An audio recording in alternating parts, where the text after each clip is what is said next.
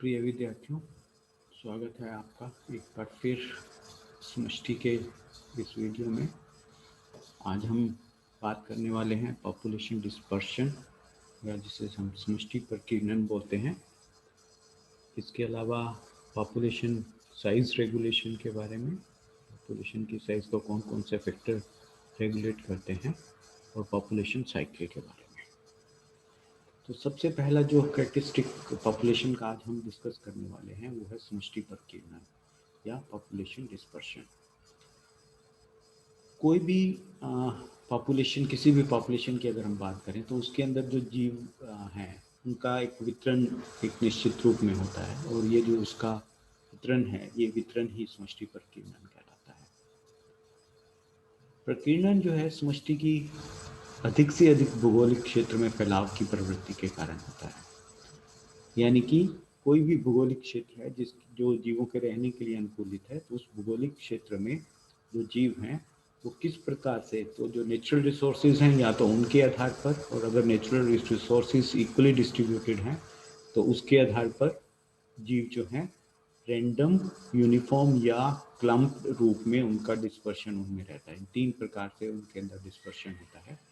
तो एक विशिष्ट ढंग से जो इनकी व्यवस्था है किसी भौगोलिक क्षेत्र में, ये उनका डिस्पर्शन कहलाता है। तो ये एक जो पैटर्न है ये मुख्यतः तीन रूप से, जैसे मैंने अभी आपको बताया कि तीन प्रकार से जो ये डिस्पर्शन है वो हो सकते हैं। ये यादृच्छिक या जिसे हम रैंडम बोलते हैं, दूसरा एक समान या जिसे हम यूनिफॉर्म बोलते हैं, और तीसरा संपूजित या जिसे हम क्लम्प्ड बोलते हैं।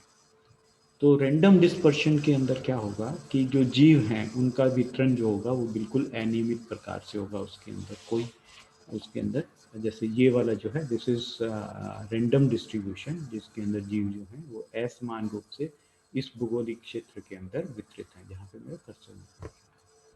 दूसरा जो डिस्पर्शन का टाइप है दैट इज यूनिफॉर्म।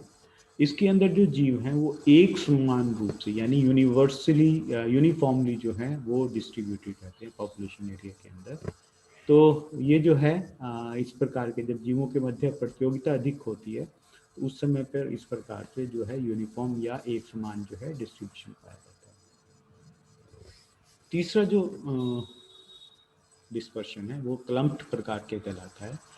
इस प्रकार के जो डिस्ट्रीब्यूशन है उसके अंदर जीव जो है एक समूह बनाकर एकत्रित होकर एक एरिया के अंदर पर्टिकुलर एरिया में पाए जाते हैं। और इस प्रकार का जो वितरण है ये जीवों में किसी क्षेत्र विशेष में अनुकूल परिस्थितियां, जैसे यहाँ पे अगर अनुकूल परिस्थितियां हैं तो जीव यहाँ पे क्लम्प हो जाएंगे, यहाँ पे इकट्ठे हो जाएंगे।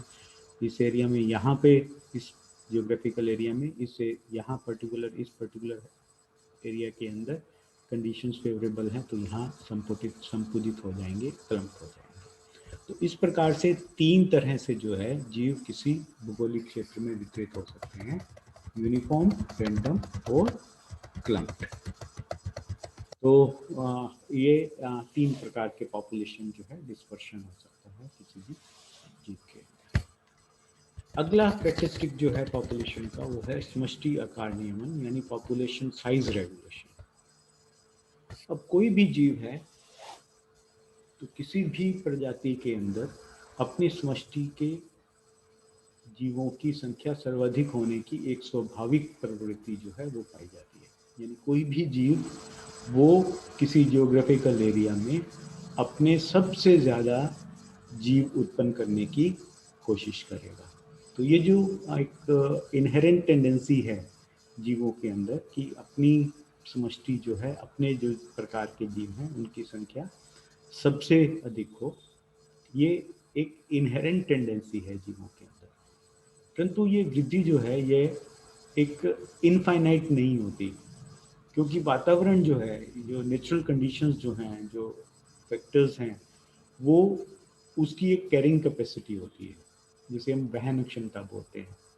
यानी कि किसी भी हैबिटेट के अंदर किसी प्रजाति के जीव कितने होंगे ये उस पॉपुलेशन की, उस एरिया की कैरिंग कैपेसिटी पर डिपेंड करता है।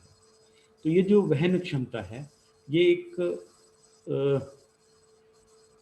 समष्टि घनत्व के इस जो स्तर है, कैरिंग कैपेसिटी जो है, उसके आसपास जो है जीवों की जो संख्या है वो फ्लक्चुएट करती है, दोलन करती है। तो कौन से ऐसे कारक हैं जो पॉपुलेशन को प्रभावित करते हैं? तो इनके अंदर मुख्यतः हम दो श्रेणी में हम इनको डिवाइड कर सकते हैं, जो पॉपुलेशन की समष्टि के प्रकार को निर्धारित करते हैं। पहले कारक कहलाते हैं इंट्रिंसिक फैक्टर या आंतरिक कारक, और दूसरे कहलाते हैं एक्सट्रिंसिक फैक्टर या बाह्य कारक। तो ये दो प्रकार के कारक हैं जो पॉपुलेशन के साइज को डिटरमिन करते हैं उसके। तो अगर हम पहले कारक की बात करें, जिसे हम इंट्रिंसिक फैक्टर बोलते हैं या आंतरिक कारक बोलते हैं, तो सभी जितने भी पौधे हैं या प्राणी हैं, उनके अंदर एक आंतरिक स्वनियंत्रित विधि है जो ये समष्टि के आकार को कंट्रोल करती है। ये समष्टि की वहन अगर क्षमता से ऊपर चली जाए तो जीवों में अपने आप ही जो जन्म दर है वो कम हो जाएगा। तो कैरिंग कैपेसिटी से बियॉन्ड होते ही पॉपुलेशन की जो रेट ऑफ रिप्रोडक्शन है वो कम हो जाएगा, और जैसे ही इनकी संख्या में कमी होगी, अपने आप ही जो जन्म दर है उसके अंदर वृद्धि हो जाएगी। तो ये जो कारक है ये एक इंट्रिंसिक फैक्टर है जो हर पॉपुलेशन के अंदर पाया जाता है। तो ये जो आंतरिक कारक हैं ये दो प्रकार के हो सकते हैं, इंट्रास्पेसिफिक या जिसे हम आंतरजातीय बोलते हैं, और दूसरा इंटरस्पेसिफिक या हम जिसे अंतरजातीय बोलते हैं। तो आंतरजातीय और अंतरजातीय प्रकार की प्रतिस्पर्धाएं जो हैं ये आंतरिक कारक हैं जो किसी पॉपुलेशन को कंट्रोल करने में हेल्प करते हैं। अब जो अंतरजातीय जो इंट्रास्पेसिफिक है विद इन स्पीसीज, इंट्रा का मतलब यहाँ पे जहाँ भी वर्ड ये यूज हो उसका मतलब है विद इन, तो स्पेसिफिक में स्पीसीज, तो इंट्रास्पेसिफिक मतलब विद इन स्पीसीज। तो एक ही स्पीसीज के जीवों के बीच में जो प्रतिस्पर्धा होती है वो प्रतिस्पर्धा हम इंट्रास्पेसिफिक प्रतिस्पर्धा बोलते हैं। और इंटर मीन्स बिटवीन, इंटरवर्ड जहाँ भी आए उसका मतलब बिटवीन होता है बायोलॉजिकल साइंस के अंदर।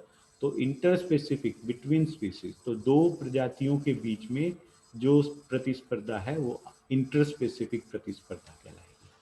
तो अंतरजातीय जो प्रतिस्पर्धा है वो ज़्यादा स्फीयर होती है, वो ज़्यादा इंटेंस होती है, क्योंकि इसके अंदर दो जीवों की, एक ही जाति के जीवों की जो रिक्वायरमेंट है, चाहे वो भोजन हो, चाहे वो उनका आवास हो, हैबिटेट हो, चाहे वो रिप्रोडक्शन हो, तो मुख्यतः जो आपके अंतरजातीय या इंट्रास्पेसिफिक जो प्रतिस्पर्धाएं हैं वो भोजन, आवास और प्रजनन के लिए होती हैं। और ये इंटरस्पेसिफिक जो प्रतिस्पर्धाएं हैं उनसे ज़्यादा स्फीयर होती हैं, उनसे ज़्यादा इंटेंस होती हैं, क्योंकि दो एक ही प्रकार के जीवों के अंदर क्योंकि रिक्वायरमेंट सेम होगी, सेम प्रकार की उनकी रिक्वायरमेंट होगी, तो उनके अंदर जो स्पर्धा है वो ज़्यादा।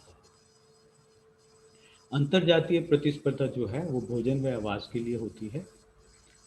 इसके अंदर अगर हम बात करें तो परभक्षिता और परजीविता जो हैं ऐसे मुख्य कारक हैं जो समष्टियों को नियंत्रित करने में मदद करते हैं। अगर हम उदाहरण के रूप में इसको समझना चाहें तो जैसे अगर हम बात करें फॉरेस्ट इकोसिस्टम की, और इस फॉरेस्ट इकोसिस्टम में हिरण की जो संख्या है वो अगर बढ़ती चली जाए तो बाघ जो है उनकी संख्या अपने आप बढ़ जाएगी, क्योंकि हिरण जो है वो बाघ का भोजन है, और जब ज़्यादा मात्रा में भोजन उपस्थित होगा तो बाघ ज़्यादा उनके अंदर जनन बढ़ जाएगा और उनका नंबर बढ़ जाएगा।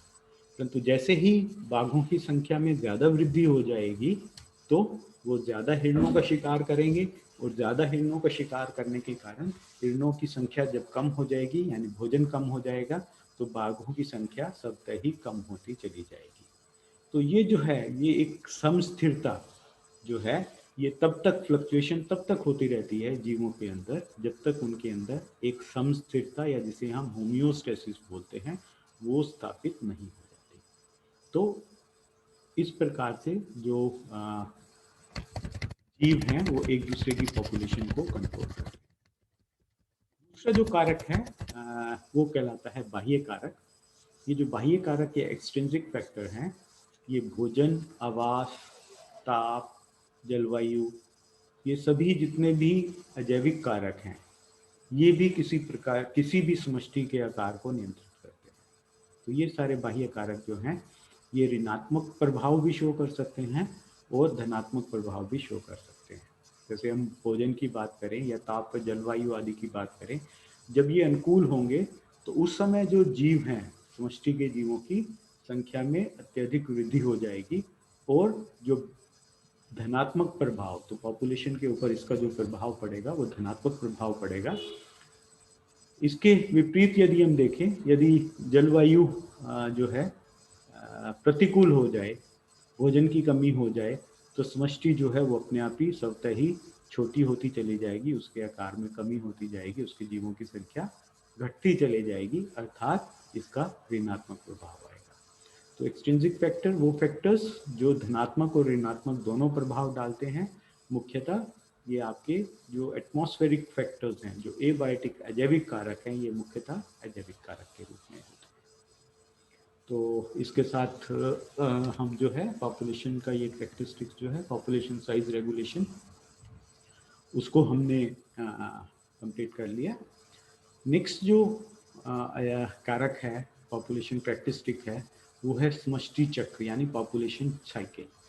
तो पॉपुलेशन साइकिल जो है, अगर हम बात करें पॉपुलेशन की, तो पॉपुलेशन जो है एक डायनामिक इकाई है, यानी कि ये गत्यात्मक है, अर्थात इसके अंदर परिवर्तन होते रहते हैं।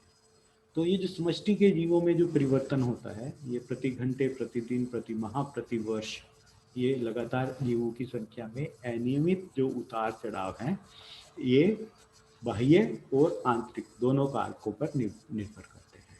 तो इस फ्लक्चुएशन के अंदर आंतरिक कारक भी रिस्पॉन्सिबल हो सकते हैं, और इन उतार चढ़ावों के लिए बाह्य कारक भी रिस्पॉन्सिबल हो सकते हैं। परंतु कुछ समष्टियों में अगर हम बात करें तो एक निश्चित अंतराल पर उतार चढ़ाव होता है, यानी उनके अंदर ये जो उतार चढ़ाव है या ये जो दोलन है, ये कुछ जीवों के अंदर, जैसे हम कहें कि प्रति 3-4 वर्ष में एक बार उनके अंदर फ्लक्चुएशन होगा, या कुछ जीवों में 9 से 10 वर्ष में इस प्रकार से फ्लक्चुएशन देखा जाता है। मतलब कुछ जीव ऐसे हैं जो 3-4 वर्ष में अभी पॉपुलेशन पीक पर है, 4 बाद उनकी पॉपुलेशन बहुत कम हो जाएगी, फिर नेक्स्ट 3-4 ईयर्स में उनकी पॉपुलेशन बढ़ती चली जाएगी, फिर नेक्स्ट 4 ईयर फिर एकदम कम हो जाएगी, फिर उनकी पॉपुलेशन धीरे धीरे बढ़ेगी, जो एसिम्प्टोट मतलब जो पीक है पॉपुलेशन की उस पर पहुंचेगी, और फिर इसके अंदर कम होती जाएगी। तो ये जो चक्र है, ये 3-4 वर्ष के अंतराल का भी हो सकता है, ये 9-10 वर्ष के अंतराल का भी होता है। और वैज्ञानिकों ने ये पाया कि कुछ पक्षी, जैसे बर्फीले उल्लू है, ब्लैक गेम है, हेजल ग्राउस है, लैमिंग है, वोल्स और ध्रुवीय लोमड़ी आदि स्तनधारियों में भी ये 3 से 4 वर्ष का एक चक्र मिलता है, यानी इनकी जो पॉपुलेशन है उसके अंदर एक दोलन मिलता है, एक फ्लक्चुएशन मिलता है, जो एवरी 3-4 ईयर देखा जाता है। इसी प्रकार से कुछ जीव हैं, जैसे कनाडा में पाया जाने वाला लिंक्स नामक एक स्तनधारी और रफ्ट ग्राउस एक पक्षी है, इनके अंदर ये जो दोलन है ये 9 से 10 वर्ष का होता है, यानी उनके अंदर फ्लक्चुएशन हर 9-10 वर्ष के बाद देखी जा सकती है। तो ये जो है इन जीवों में कुछ वर्ष के अंतराल में जो कभी कमी होना और फिर धीरे धीरे उसके लिए बढ़ना, इसका जो फैक्टर्स हैं केवल अजैविक कारक हो ऐसा नहीं है। तो कई फैक्टर्स इसके अंदर जो हैं, तो दोनों इंट्रास्पेसिफिक और इंट्रास्पेसिफिक जो हैं, दोनों कारक इसके लिए रिस्पॉन्सिबल हैं। कुछ कारकों में, जैसे कि परभक्षियों की संख्या में वृद्धि होने पर, परजीवियों की संख्या में वृद्धि होने के कारण ये जो नियतकालिक चक्र है जो इनका, ये उसके लिए उत्तरदायी नहीं है। तो इन समष्टियों में जीवों की जो मृत्यु है वो वैज्ञानिकों ने ये पाया कि हाइपोग्लाइसीमिया यानी कि शर्करा की कमी के कारण इनके थकावट व ऐंठन उत्पन्न होने लगती है शरीर में, और फिर धीरे धीरे वो फिजियोलॉजिकल स्ट्रेस के कारण मृत्यु को प्राप्त हो जाते हैं। तो जे क्रिश्चियन 1950 में सबसे पहले इन्होंने इस प्रकार के दोलन को एक्सप्लेन करने की कोशिश की, और उनके अनुसार ये जो मृत्यु है ये कारिकी में होने वाले परिवर्तनों के कारण होती है। जब समष्टि घनत्व अत्यधिक बढ़ जाता है किसी एरिया के अंदर, तो जो जीव है वो एक फिजियोलॉजिकल स्ट्रेस या कारिकी दबाव जो है वो महसूस करते हैं, और इस कारिकी दबाव के कारण जो है ये जीव हैं उनकी भोजन में कमी होने, भोजन की कमी तथा ओवर क्राउडिंग के कारण ये फिजियोलॉजिकल स्ट्रेस में आते हैं, और फिर ये जो है फिजियोलॉजिकल शॉक के कारण इनकी मृत्यु हो जाती है। जब जीवों की संख्या में अत्यधिक वृद्धि हो जाती है, तो ये जो भीड़ है और भोजन की कमी है, ये एपिनेफ्रिन नामक एक हार्मोन को अत्यधिक उसका स्त्रावन करती है, जो कार्यकी के संतुलन को प्रभावित करके फिजियोलॉजिकल स्ट्रेस की स्थिति में और फिर जो है फिजियोलॉजिकल शॉक देकर उस जीव को मृत्यु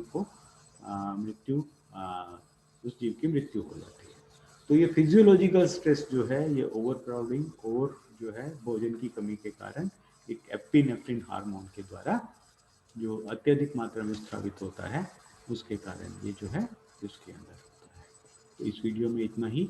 अगले वीडियो में फिर हम पॉपुलेशन ग्रोथ और population and ecology, population ecology और इवोल्यूशन क्या है उसके बारे में बात करेंगे। तो इस वीडियो में इतना ही। Thank you very much for watching this video.